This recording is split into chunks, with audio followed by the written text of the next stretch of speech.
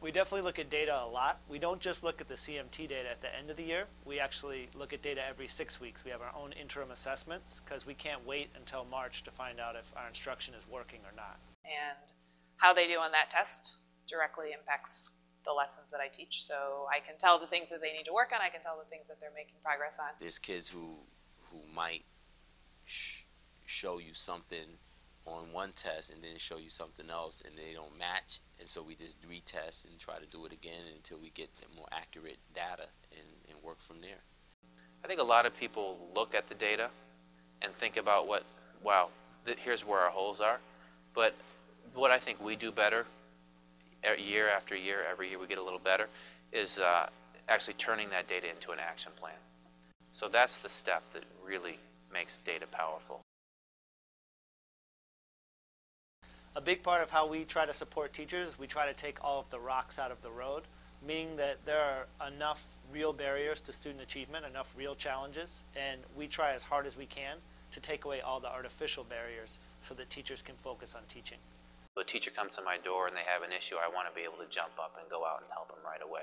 I always feel like somebody has my back. I always feel like somebody is ascribing the best intentions to the things that I'm doing. They're in my class listening to what I'm doing and writing down what I'm saying, not because they're trying to catch me making a mistake, because they're really trying to help me become a better teacher. I've never felt like I'm on the opposite side of a battle with them. And I always feel like I can be honest with them, and I can go and I can ask them for help. Teachers are going to feel great if they feel successful, if they feel their students are successful. So when we see it, we recognize it. Be it a little posi note or an email or something in Morning Circle where we're recognizing a teacher, to the morning memo and the language we use. It's all about reminding teachers why we're here and that they are driving this huge mission that we're on. Parent communication is a big part of what we do. We think it's really important to have parents buy into what we're doing because we are a challenging school with high expectations. And in order for parents to be supportive of that, we need to have open communication so that parents really understand the why behind what we do.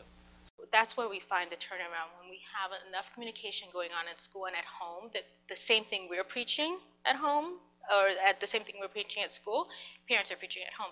I think parents really have a really important impact, watching the way that the kids do their homework, making sure the kids get the sleep and the rest and the food that they need, making sure they come to school dressed appropriately with the supplies that they need, and then also just reinforcing the messages that we teach here at Amistad at home. I think that when the kids are living with the REACH values at home, they have a much easier time living with them here.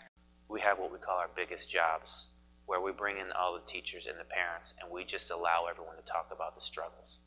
And all of a sudden, parents realize they're part of a community of people who are all having the same experience, and people are sharing the strategies that they're using, and veteran parents are talking to new parents about their experience and what they did and how they get through it, and it gets better.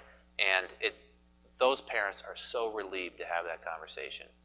And through those conversations, and then through conversations with teachers and administrators with struggling kids, parents get through these struggles, and then they just become the steadfast Amistad support group.